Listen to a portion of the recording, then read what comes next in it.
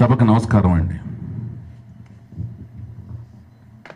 1974 Gudivada Sarath టాకీస్లో April నెలలో అంటే మే నెల తాతమ్మ కళ చూసాము. ఆ తర్వాత మళ్ళీ 75 జనవరిలో అదే సినిమా మళ్ళీ ఇంకొక వెర్షన్లో మా అన్న నందమూరి తారక రామారావు గారు ఇంకొక వెర్షన్లో దాన్ని విడుదల చేశారు. అది చూసాం. అక్కడి నుంచి ఒక 50 సంవత్సరాలు అలా గిర్రున మా కళ్ళ ముందు తిరిగి ఇంత దూరం వచ్చేసామా అనేది ఒక కలలాగా అనిపిస్తుంది అనమాట.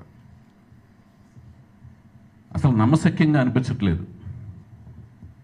అప్పుడు నేను ఒక లారీ డ్రైవర్ కొడుకుని, రామారావు గారు అంటే ఒక ఇష్టం ఉన్న ఒక అభిమానిని. ఆ తర్వాత జర్నీలో సినిమా ఫీల్డ్కి రావటం, మీ అందరి ముందు ఇలా నుంచుని మాట్లాడగలిగే స్థాయికి రావటం అనేది నేను ఎంతో అదృష్టంగా ఫీల్ అవుతున్నాను. కానీ ఈ జర్నీలో మహాభాగ్యం ఎవరికి దక్కిందంటే విశ్వవిఖ్యాత నట సార్వభౌమ నటరత్న నందమూరి తారక రామారావు గారి ముద్దుల తనయుడు, నట వారసులు, నట విశ్వరూపం, నట తేజోరూపం, నట సింహం బాలకృష్ణ గారికి దక్కిందినట్టుగా నేను భావిస్తున్నాను. మందరికంటే మహాభాగ్యం. ఎందుకంటే సామాన్యంగా ఎవరైనా ఒక ఇంట్లో పుడితే తల్లి తండ్రి ఇంట్లో ఉంటారు. తల్లిదండ్రులు మించిన గురువు లేరని చెప్పినా కూడా గురువు బయట ఉంటారు. అలాగే వాళ్ళు జీవితంలో ఎదుర్కోవాల్సిన టాస్కులు, టార్గెట్లు బయట ఉంటాయి. కానీ నందమూరి బాలకృష్ణ గారికి మాత్రం తల్లి తండ్రితో పాటు గురువు ఇంట్లోనే ఉన్నారు. ఆయన ఎదురైన రంగంలో ఎదుర్కోవాల్సిన టార్గెట్, టాస్క్, ఛాలెంజ్ కూడా ఇంట్లోనే ఉంది. అది నందమూరి తారక రామారావు గారి లాంటి విశ్వరూపం ఇంట్లోనే ఉంది. ఆ విశ్వరూపం కంపారిజన్లో ఆయన యాక్ట్ చేస్తూ, ఆయన్ని మెప్పిస్తూ, ఆయన అభిమానులు మెప్పిస్తూ, ఆయన ఇంతకాలం జర్నీ చేసి రావటం మాత్రం చాలా గొప్ప విషయం అన్నమాట. ఇది ఒక్క టాస్క్ చాలన్నమాట. ఎందుకంటే సాంఘికం, జానపదం, పౌరాణికం, చారిత్రాత్మకం ఈ సినిమాలన్నిటిలో, ఇలాంటి సినిమాలన్నిటిలోని పాత్రలకు రామాయణ, భారతం, భాగవతంలోని పాత్రలు ఆ రామాయణ, భారత, భాగవతంలోని పాత్రలకు సజీవ రూపకల్పన చేసి మన కళ్ళ ముందు కదలాడిన ఒక మహానుభావుని కడుపున పుట్టి ఆ పాత్రలన్నిటికీ న్యాయం చేకూరుస్తూ, ఆ జానర్స్ అన్నిటికీ న్యాయం చేకూరుస్తూ, ఆయన ఇంట్లోనూ పుట్టి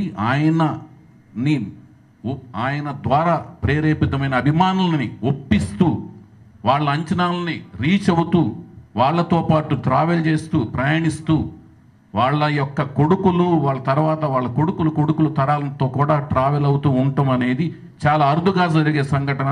ఆ సంఘటన జరగటమే కాదు, ఆ రోజు నుంచి ఈ రోజు దాకా ప్రయాణం చేయటం అనేది నందమూరి బాలకృష్ణ గారికి దక్కింది.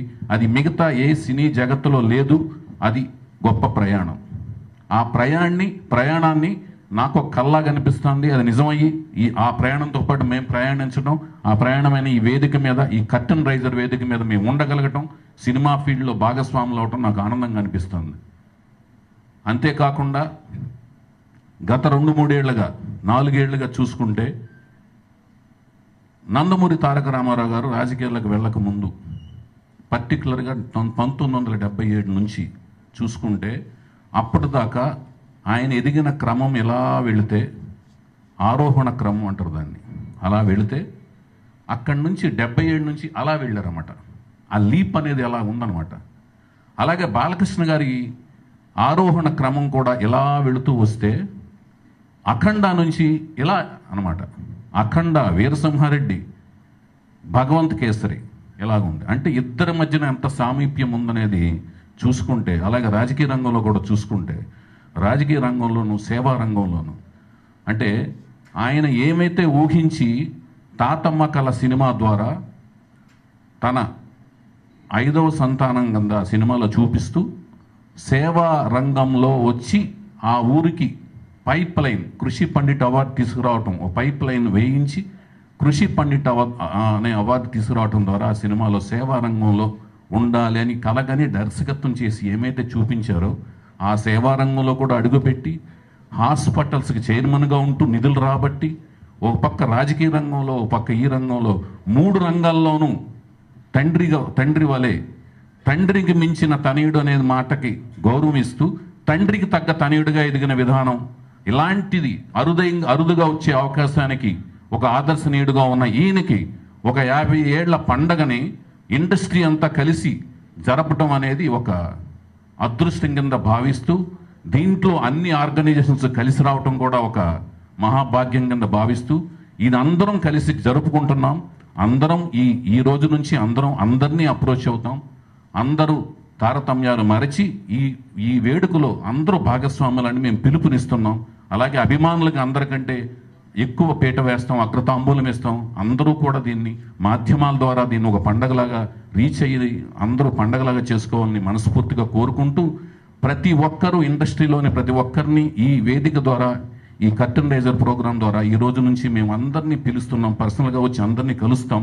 అందరూ ఆ సెప్టెంబర్ 1 అనే తేదీని మీ డైరీలో ఖాళీగా పెట్టుకొని ఆ సమయాన్ని వచ్చి వేడుకని ఉత్సాహాన్ని ఇచ్చే వేడుక కింద మార్చి మరింత మందికి ఆ మాధ్యమాల ద్వారా ఆ వేడుకను చూసిన వాళ్ళకి ఆదర్శప్రాయంగా ఒక జర్నీ అంటే ఎలాగ ఉండాలి, ఈ వేడుక ఎందుకు జరగాలి, ఈ వేడుకను చూసిన వాళ్ళకి ఇంకొకళ్ళకి చూసిన చిన్న పిల్లలందరికీ ఆదర్శప్రాయంగా ఉండే విధంగా ఒక మనిషి ఎదుగుదల ఎంత బాగా జరగాలి అని ఆదర్శప్రాయంగా ఉండే విధంగా ఈ వేడుకను జరపడంలో మీ వంతు కృషి చేస్తూ అండదండలుగా ఉండాలని ప్రోత్సాహాన్ని ఇవ్వాలని మనస్ఫూర్తి కోరుకుంటున్నామండి. ధన్యవాదాలు. Thank you so much sir. Prasanna Kumar గారు మాట్లాడతారు.